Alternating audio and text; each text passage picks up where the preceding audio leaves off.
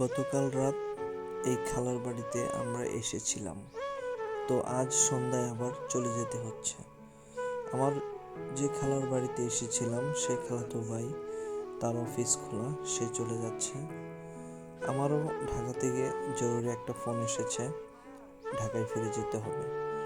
কিন্তু এখানে এসেছিলাম বেশ কিছুদিন থাকার উদ্দেশ্যে, কারণ অনেক দিন যাবৎ গ্রামে আসা হয় না। কিন্তু কিছুই করার নাই, ঢাকা ফিরে যেতে হবে।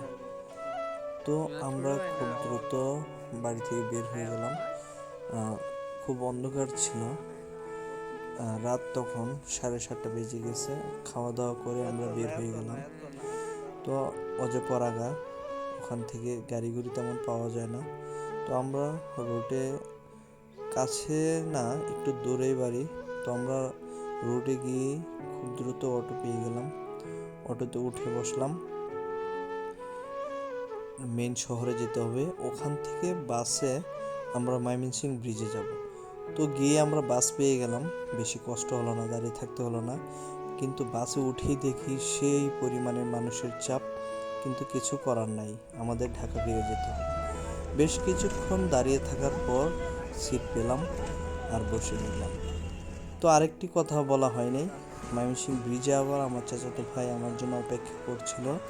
সেও গ্রামে এসেছিল কিছুদিন আগে। তো আমরা দুজন একসাথে ঢাকায় ফিরে যাব। আর আমার খালাতো ভাই অলরেডি আমাদের আগে চলে গিয়েছে। তো আমরা আর বেশি দেরি করলাম না, বাসে উঠে বসলাম। কারণ এমনিতেই রাত হয়ে গেছে, তখন 10:30 বেজে গেছে। তো সারাদিন অনেক ঘোরাঘুরি করলাম, শরীরটা খুব ক্লান্ত ছিল, তাই বেশিক্ষণ আর ভিডিও করতে পারি নাই। ঘুম পেয়ে যাচ্ছিল, আর গাড়িটাও ভালোই মোটামুটি টানছিল। তো এরই মাঝে আমি কিন্তু অনেকক্ষণ ঘুমিয়ে নিলাম। তো দেখি আমার গন্তব্যের কাছাকাছি চলে এসেছি। তো তখন বাজে প্রায় 12:30, রাত 12:30। তো এখানে আবার ওরা একটি পাম্পে তেল নিয়ে নিল। গাজীপুর চৌরাস্তা নেমে আমি আবার নবীনগরের বাসে উঠে বসলাম। এটি ছিল পলাশ পরিবহন। এরা অনেক রাত পর্যন্ত গাড়ির সার্ভিস দিয়ে থাকে। তো আমি ভাবতেছিলাম আমি পল্লী বিদ্যুৎ গিয়ে কি কোনো প্রকার গাড়ি পাবো কি না। তো পল্লী বিদ্যুৎ চলে এসেছি, এবার আমার নামার পালা।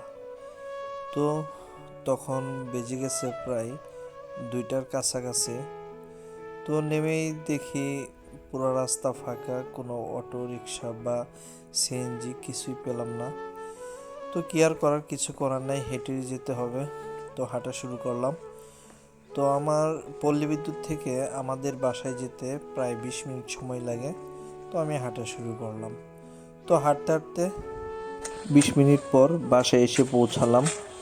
তো বন্ধুরা, নতুন কোনো ভিডিওতে আবার দেখা হবে, কথা হবে। ততদিন সবাই ভালো থাকবেন।